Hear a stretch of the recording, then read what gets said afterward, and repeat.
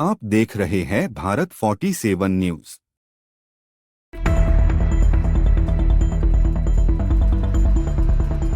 जम्मू कश्मीर को लेकर विपक्ष के हमलों के बीच गृह मंत्री अमित शाह ने इस बार ऐसा बड़ा धमाका किया कि पूरा विपक्ष सन्न रह गया, जिसके बाद ये खबरें सामने आने लगी कि क्या अमित शाह कश्मीर को लेकर कुछ बड़ा सोच रहे हैं। क्या अब कश्मीर का नाम बदलने वाला है और क्यों अमित शाह के दिमाग में ऐसा ख्याल आया कि उन्होंने इतना बड़ा बयान दे डाला। क्या कश्मीर में एक बार फिर बड़ी हलचल देखने को मिलेगी। दरअसल गुरुवार को दिल्ली में Jammu Kashmir and Ladakh through the ages पुस्तक के विमोचन कार्यक्रम में गृह मंत्री अमित शाह ने कहा कि कश्मीर का नाम कश्यप के नाम पर हो सकता है। उन्होंने इस मौके पर महर्षि कश्यप का उल्लेख भी किया। सबने अपने विचारों को और उनके जीवन को देखने के दर्शन को बहुत अच्छे तरीके से कश्मीर पर ही, कश्मीर की भूमि पर ही उकेरने का काम किया। हम सब जानते हैं कश्मीर को कश्यप की भूमि का भी नाम से जाना जाता है। शायद हो सकता है कि इनके नाम से ही कश्मीर का नाम पड़ा होगा। अमित शाह ने कहा कि इतिहासकारों ने कश्मीर का इतिहास पुस्तकों के जरिए बताने की कोशिश की। मेरी इतिहासकारों से अपील है कि प्रमाण के आधार पर इतिहास लिखें। और मैं मानता हूं जब तक हमारे इतिहासकार और इतिहास के अनुसंधान करने वाली परिषद ये थियोरी को ऐतिहासिक तथ्य के साथ दुनिया के सामने नहीं रखेगी, न केवल भारत, पूरी दुनिया भारत को नहीं समझ पाएगी। भारत को समझना है तो भारतीय दृष्टिकोण से और हमारे देश को जोड़ने वाले तत्वों को समझना पड़ेगा।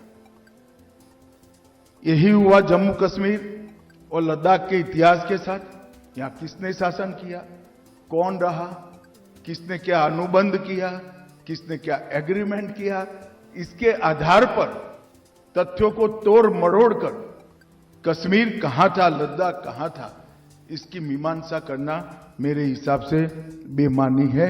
और वो इतिहास को वक्र दृष्टि से देखने वाले इतिहासकार ही कर सकते हैं। स्मृति भ्रंश से दोषित इतिहासकार ही करते हैं, जिनकी स्मृति में हमारा गौरवशाली इतिहास है, वो ऐसी गलती नहीं कर सकते। आज इस पुस्तक से ये बात सिद्ध हो गई है कि भारत के कोने कोने में जो संस्कृति, भाषा, हमारी लिपियां, आध्यात्म के विचार, तीर्थ स्थलों की कला, व्यापार और वाणिज्य बिखरा पड़ा है, वो कम से कम 10,000 साल से कश्मीर में उपस्थित था और वहीं से देश के बहुत सारे हिस्से में आया। जब ये बात सिद्ध होती है तो अपने आप कश्मीर का भारत के साथ जुड़ाव का प्रश्न ही बेमानी हो जाता है।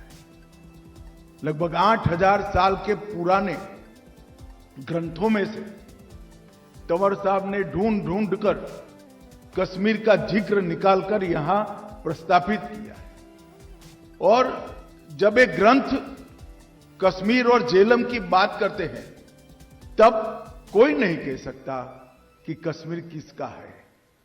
कश्मीर भारत का अविभाज्य अंग पहले भी था, आज भी है और हमेशा के लिए रहने वाला है। इसको कोई कानून की धाराओं से अलग नहीं कर सकता और अलग करने का प्रयास किया भी था।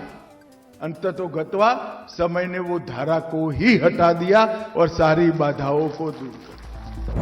अमित शाह ने कहा कि आज कश्मीर एक बार फिर से हमारे भू सांस्कृतिक राष्ट्र भारत का अभिन्न अंग बनकर भारत के साथ ही विकास के रास्ते पर चल पड़ा है। आप देख रहे हैं भारत 47 न्यूज।